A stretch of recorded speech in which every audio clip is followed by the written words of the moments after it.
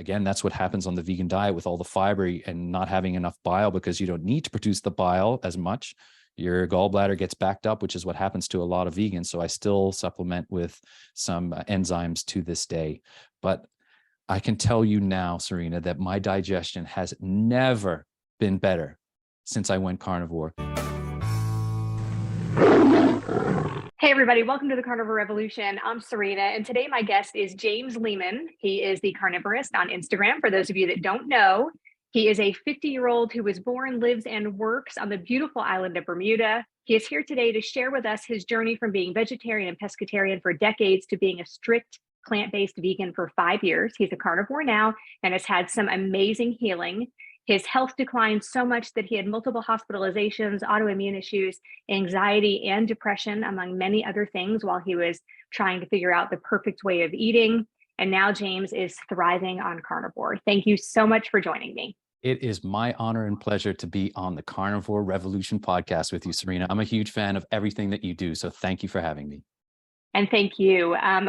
Your story strikes me as something that so many people deal with when they are trying to do the right thing, whether it's morally because they feel like we shouldn't kill animals, or it's just that they give in to all the plant-based agenda. Like you, I fell into that with all of those documentaries, so many years ago. And so many people do that and they feel like they're doing what they're supposed to do.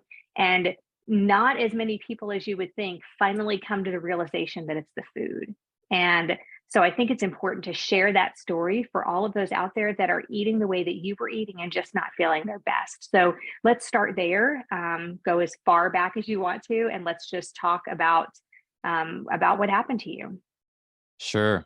I'll try and give you the Reader's Digest version because I can certainly tell a tale, and it's a good one though. So I'd like your listeners to understand. And as you so succinctly said, it is pervasive out there, and folks are definitely, and I use the word falling victim to it because, when we start to get red pilled by the carnivore diet and understand how we ate ancestrally and how our bodies are designed to be fed, and look at the vegan diet and the lack of proper nutrition that eventually rears its head on that way of eating, you start to really question everything. As our dear friends, Courtney Luna says, eat meat and question everything, right? So as you rightly said, Serena, I was born and raised in the beautiful island of Bermuda. And I grew up, my mom was a vegetarian, so there was that influence on my dietary choices, but also I'm a child of the 70s. So as you can imagine, that meant the advent of the US dietary guidelines, where all the fat was thrown out and the margarines were brought in. So my family did exactly what the US dietary guidelines said, and out went the butter. I can honestly remember it. And in came all the margarine and low fat skim milk and all these things. And we were raised on a lot of cereals and Pop-Tarts. I did eat meat in my younger days. My dad still does and always ate meat. He would cook us burgers from time to time. But because my mom was vegetarian, she didn't like the smell of meat being cooked in the house, so he'd have to grill outside. So I did get my meat in there. I ended up going away to boarding school at 14 years old. And it was there that I really thrived as a young man, because at boarding school, you're forced to eat what the dining hall feeds you. And luckily for me, in Canada, where I was, the chef was Hungarian and there was a lot of meats and stews and things like that. So I thrived and was very athletic. My health changed and my dietary choices changed when I went to university. I met a young lady who at the time was vegetarian, which was very admirable back in the early 90s, because there wasn't a lot of options for vegetarian, much less vegan out there at the time.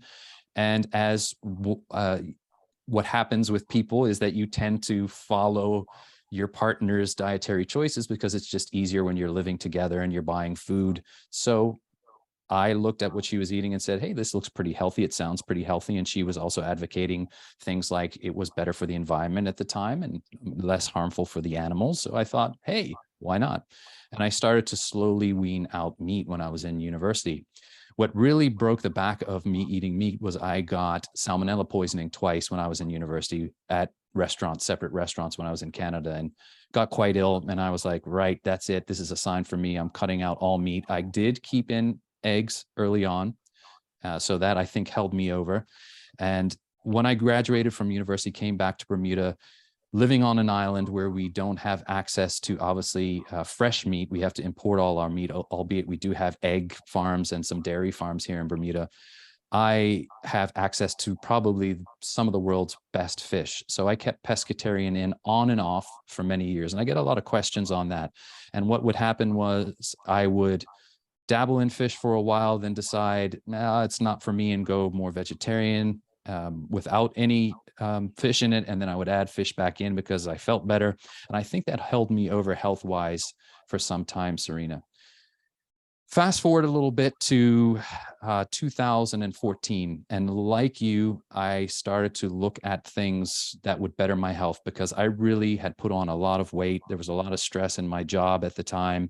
So I was eating a lot of grains on this vegetarian diet, a lot of cereals and chips and things like that, thinking, okay, well, at least I'm not eating meat because meat's terrible for you. It's going to cause colon cancer, and I'm helping the environment, helping the animals.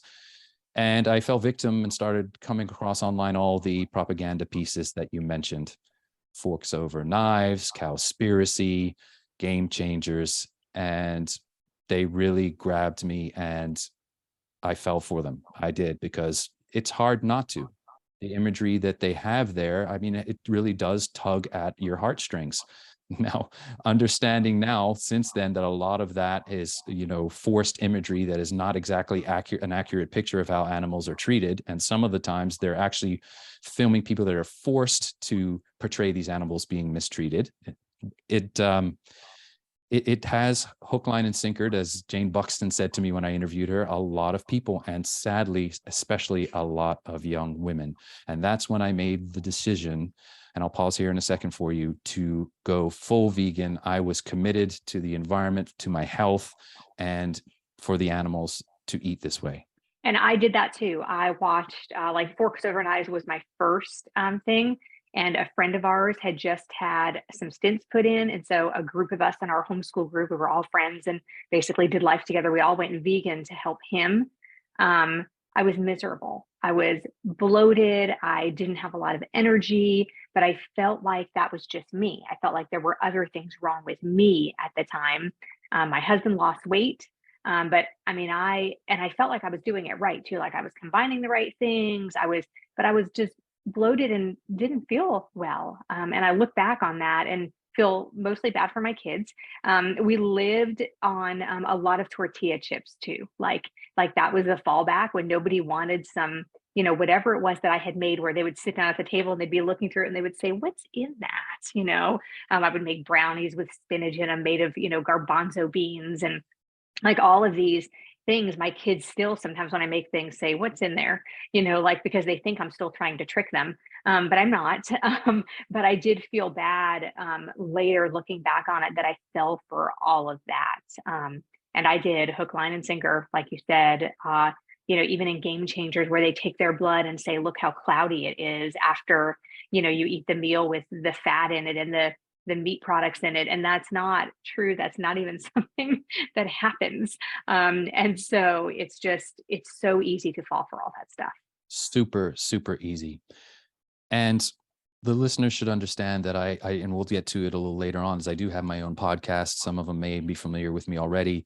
And having talked to so many ex-vegans now, Serena, it is incredible, especially, as I mentioned, for young women that have fallen victim to this. And it's so challenging, because when you go into things like Dr. Google, for instance, which I was doing, and type in the healthiest diet, plant-based diet, and all the stuff comes up. And, looking for an alternative is very difficult in this space because there's so much propaganda out there. They want us to eat this way. They don't want us to be healthy.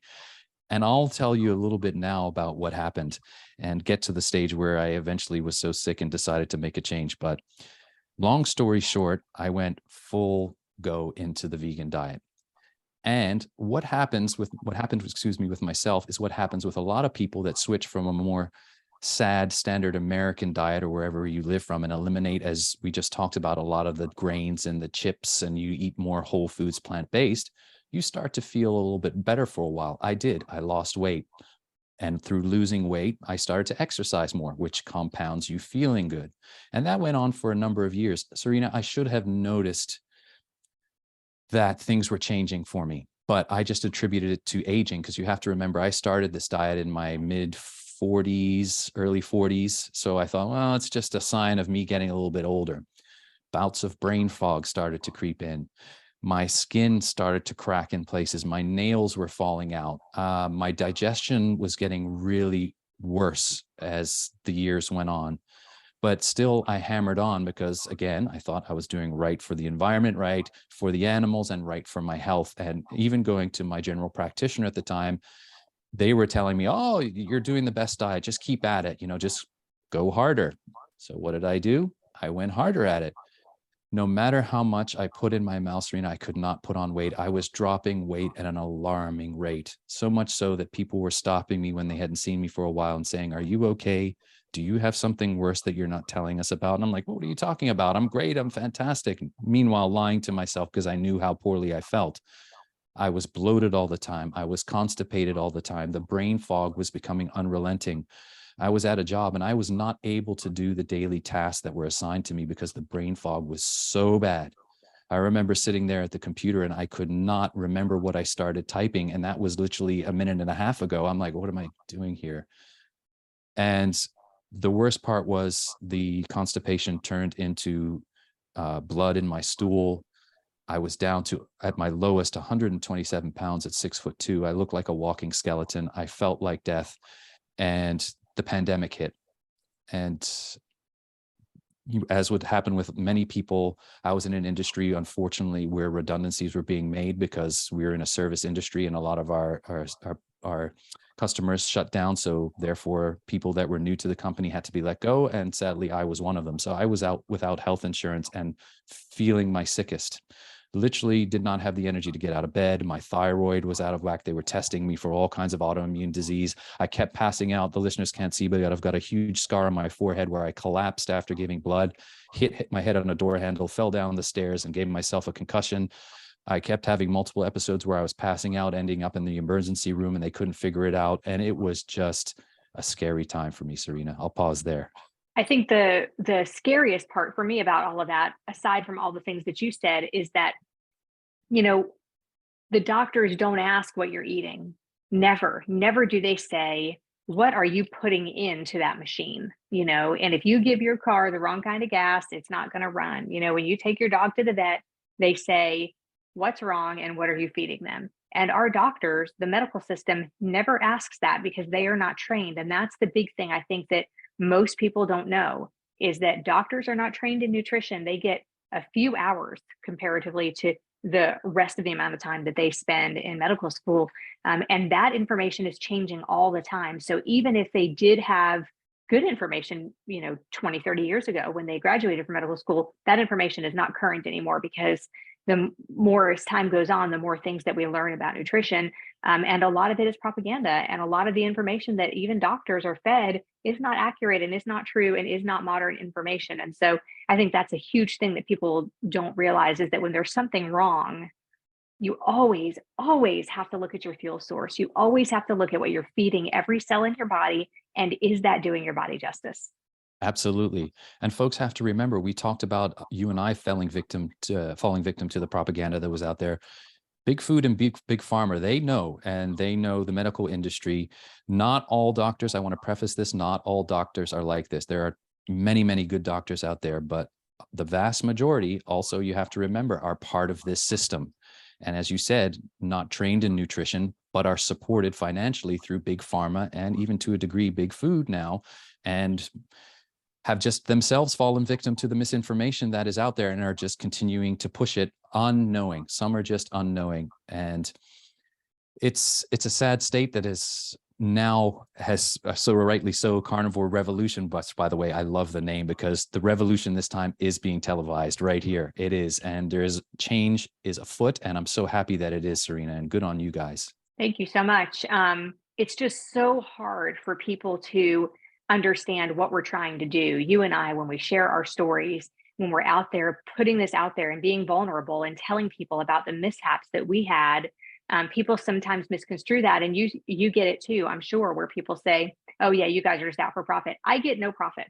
There is no profit here. And I don't think there is some big conspiracy. Like a lot of people believe there's this conspiracy between the pharmaceutical companies, and the big, the big food companies and stuff. I don't think there's some sort of conspiracy. I think people just don't know. So for the listeners, and I think they know, don't get me wrong. I think the pharmaceutical companies, they know the side effects. They know that their drug isn't the only way to treat, the issues that their drugs treat.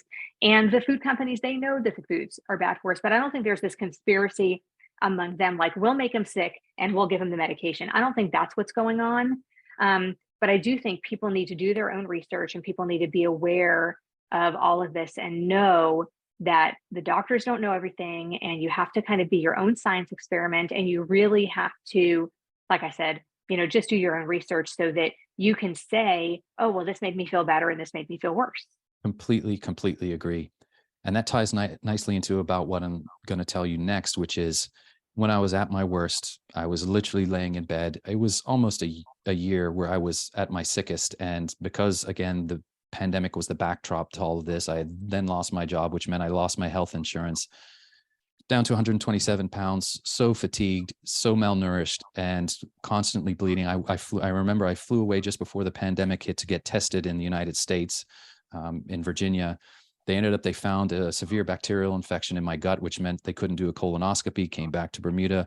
I then got diagnosed with chronic Epstein-Barr. My body was basically shutting down. It couldn't fight anything that I had going on. I was picking up bug after bug. They were testing me for all sorts of autoimmune issues, hepatitis, you name it, hypothyroid, Hashimoto's. None of it was sticking, but at least I had something to pin on with those bacterial and the viral infection.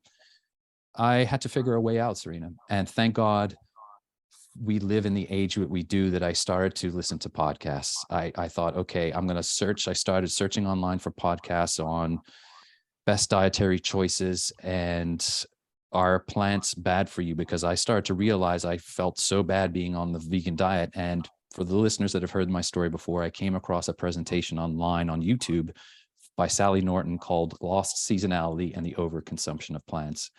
And that presentation changed my life and saved my life. And I got a chance to thank Sally in person recently at KetoCon. And I cried with her because I said to her, I wouldn't be here, I don't think, if I were you. I was just continually losing weight and feeling worse and worse. And that little presentation online triggered the thought, just the penny dropped in my mind that said, I might have been doing this wrong. And I watched it twice, 3 times, 4 times, and said, okay, I'm starting to understand that plants aren't as benign as people are making them out to be. They have defenses of their own. They have toxicities of their own. They want to live just like animals do, but the plants want to live as well. And I had been consuming the highest. At the end there, I had found this vegan doctor online that bestowed the virtues of healing yourself by blending spinach, chia seeds, turmeric, and fruit 3 times a day, and it destroyed me. It literally destroyed me. I remember crawling out of the bathroom some days and crying because I felt so bad.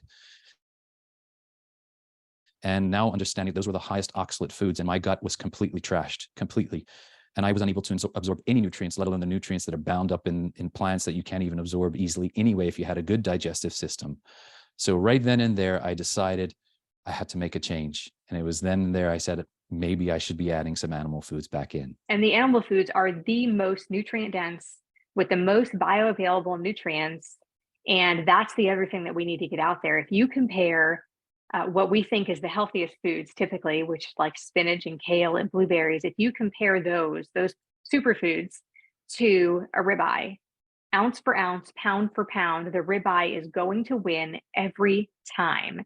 And we need to share more of those images on social media and in places like this to tell people that that is where our actual nutrients come from. And had we not had those meats, we would be extinct. We would not still be here. 100%. And not only that, understanding now, because I did a deep dive into oxalates, because it still is an issue for me. And we'll get into that a little bit longer, further on in the podcast. But oxalates and the toxicities in plants bind up the minerals that we're able to absorb. So people talk about all the nutrients that are in spinach, for example, the iron and the whatever else in there, but it's all bound by these oxalates that then get into your body and then bind all your minerals too. So you get minerally depleted and you're not absorbing any of the nutrients that are in there. Whereas in animal foods, there are little, if to none, of these toxicities, and you can absorb these nutrients that are bioavailable, as you rightly said, and provide you with the nutrition and energy that your body needs. Yeah, it's amazing. And thank goodness for carnivore because it helped me and it has helped you. So at what point did you finally start to make that change and what happened? So yeah, after I saw that presentation by Sally, I then went on a continuing dive into all things nutrition related, especially as it, related to animal foods. And I came across Dr. Baker's presentation on Joe Rogan. And like many carnivores, saw that and listened to it probably a dozen times and thought, right, I'm going to give this a go. And after having not touched a single, and I can put my hand on anything and swear that I had not touched an animal food in any way, shape, or form for close to 6 years. My brain was still wrapped around the ideology of the vegan diet, and it was very difficult for me to come to terms. So I thought, I'm going to start with the most known thing to me. If you harken back to what I said earlier, it was fish, because fish is abundant in Bermuda, and some of the things I had ate on a vegetarian diet were the fish, the local fish. So I got the fish out and I grilled it up, and I never forget, I had some salmon to start. And I kid you not, Serena, within a few hours, I could almost feel the brain fog starting to lift. You hear the vegans talk about the lights coming back on. I was like, oh my God, my body was so starved. And at that time, I was going more of the keto route, Serena, because I was still in the mindset that I had to have vegetables on my plate in some form. But I had the knowledge at least to start lowering the oxalate versions of those vegetables. So I had low ox vegetables and some pretty benign low fat meats, because I hadn't wrapped my head around the fat yet. I really hadn't. Plus my poor digestion couldn't handle it. I tried early on to get the high fat ribeyes and stuff, and it just wouldn't happen, because as a vegan, your stomach acid lowers, you don't produce the enzymes to break down meat. So I had to go at this very, very slowly. And I started doing this baby steps over the course of a year. I know that for a lot of people, you do have to do the baby steps like that, because otherwise your stomach basically rejects it and you can actually get sick if you do it too quickly. 100%. I had to start supplementing with betaine HCl. For those listeners that don't know what that is a supplement to raise the stomach acid in your stomach when your stomach is not producing it on its own. Our stomachs are super acidic and meant to break down meat. That's why they're so acidic. Why we're also supposed to eat meat. And when you don't eat meat for a long period of time, your stomach goes, oh, well, I don't need to do that anymore. So it stops producing it. It also stops producing the enzymes that break down the meat. So I supplemented with betaine HCl with every meal for the better part of almost a year. I think 9 months it took me. And then what you do is you go very high and then you wean back down as your stomach starts to produce it. I still take an extra fat digestive aid to this day, because I have bile insufficiency because of the vegan diet. Really put a strain on my poor gallbladder. I have 2 cysts in there. I had bile sludge. My bile flow was very bad. I remember going to have a scan done on it, and they're like, yeah. And again, that's what happens on the vegan diet with all the fiber and not having enough bile, because you don't need to produce the bile as much. Your gallbladder gets backed up, which is what happens to a lot of vegans. So I still supplement with some enzymes to this day. But I can tell you now, Serena, that my digestion has never been better since I went carnivore. My brain fog lifted. I started to feel like myself again. I literally was in tears, because I just could not believe that I was fortunate enough to figure my way out of the mess that I had put myself in. And I had to forgive myself for doing it, as many vegans do, because we do this and we do it for the right reasons, as you said. And it's difficult. It's very difficult to wrap your mind when you've been so ingrained with a particular way of eating to do it. And as I started again for a year or so, I did that keto with the low ox foods, and then started going from low fat chicken and low fat turkey breasts and things like that to more fatty foods. So that was it. And you feel much better and started to feel better with the fatty foods, even better than you felt with the low fat foods, right? Yeah, what I found was that I wasn't satiated, of course, as we know, because fat leads to satiation. And of course, I was starved nutritionally when I became a carnivore. I literally, my body, I remember I could not get my hands on enough meat, because my body was just like shoveling stuff in there, because my body was going, oh my God, please, more, I need more, especially eggs, choline, things for the brain. And yes, I wanted the fat, but digestively, I couldn't handle it. So I really had to balance that out. It was a tightrope I was walking for a while because my body needed more fat and satiation, but I couldn't tolerate it. So I had to go small meals with not a lot of fat. I couldn't fast, nor did I want to because I was so malnourished. I do not recommend folks that are vegan going into this way of eating, starting with fasting. It is just not good for your body. Later on, as you get more fat adapted and you're putting on weight and you feel great, you can definitely incorporate fasting, but not early on. And yeah, it was just from strength to strength, literally for me. As I started to feel better, I started to incorporate exercise again, which is unbelievable for me. If you imagine, I was down to 127 pounds at my lightest. I am now up to, I just weighed myself today, 100 and almost 80 pounds. I, I just can't believe it. And I feel 25 years younger than I am right now at almost 51, Sarita. It's unbelievable. And I know you feel the same way about your transition too and your changes. Yeah, and that's the thing about the carnivore diet is it can help you gain weight. It optimizes your weight. So it can help you gain weight if you need that. It can help you lose weight. It's really all about fixing the damage that we have done over the years. So you put all of your healthy weight back on, you have more energy now, you feel great. Do you have any health problems left over from that? It's an excellent question, and I'm glad you asked it, Serena, because folks need to understand this, especially with my knowledge now. And again, thanks to folks like Sally Norton and Monique Attinger, who is the Low Ox coach on Instagram. Please follow her. She has a wealth of information. For those of us that have come from a high oxalate dietary background, we have to be very careful as we move into the carnivore diet. It is very nuanced for those folks. I just recorded an excellent episode with Monique Attinger where we got into this in a great deal because it can actually be quite dangerous for those folks. And what happened to me was I was like, oh my God, I feel so great. I'm just going to eliminate every vegetable out of my diet and just 100% meats. And what happens was because I ate so many oxalates and the body stores them, it sequesters them in injury sites and your thyroid and all over the place. It starts to release these things. And you can get what's called oxalate dumping. And it can be very painful and also quite dangerous because what it can lead to quite badly is kidney stones if you're not aware, and pain, and the brain fog will come back. And that's exactly what happened to me. About 3 to 6 months in, I messaged Sally Norton online. I said, oh my God, I'm starting to feel awful. What's going on? She says, you're dumping, my dear, and you need to slow the process down. And I said, well, how do I do that? She says, unfortunately, you're going to have to add in some low to medium ox foods or even high ox if you do small pieces of them for a while. Now, the listeners have to understand Sally is on her ninth year, and it's almost gone for her. And she says the third year can be the worst for ex-vegans as they become carnivore. So I have that to look forward to. But my thing that I chose to add back in was fruits. I swore down I would never touch another vegetable because they just wrecked my digestion. So I have some blueberries in the evening. And occasionally, I might sneak a little tiny square of dark chocolate because it's high ox. And if I'm getting severe dumping, a cup of black tea tends to be very high oxalates. So again, very nuanced and very interesting as I moved into this journey. And I just tell folks just to be aware of that, because as they go through this journey and start feeling better, and especially if you're coming from a vegan or high oxalate plant-based background, to just be aware of that. And so, what are the symptoms that you get from oxalate dumping that make you go ahead and have a little bit of chocolate or those blueberries? Excellent question. And ironically, I just went through a dump this past week. So I can really tell you about what happens.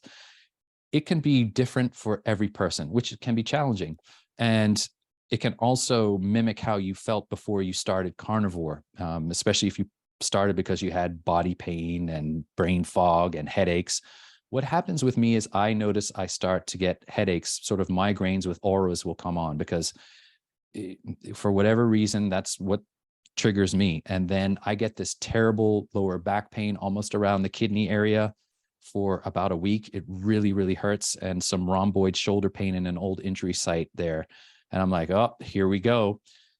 That starts. And then about a day later, my urine gets cloudy, which is a telltale sign that you're dumping oxalates when your urine gets very cloudy.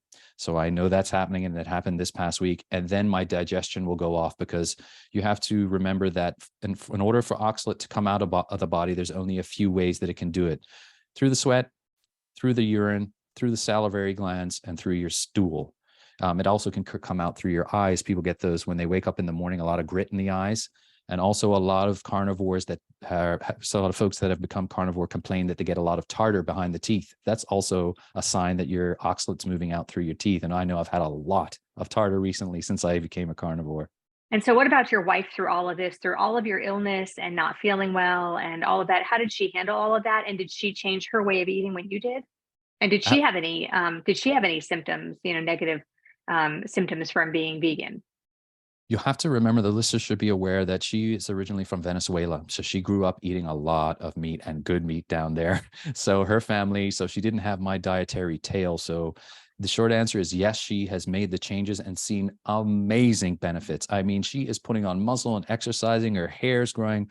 She had issues in terms of what happened to her with her hair started to getting thin.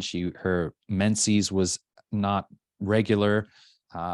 So she wasn't as feeling as good as she had prior to the vegan diet. So she definitely noticed some things. And since going carnivore, oh my goodness, she feels incredible.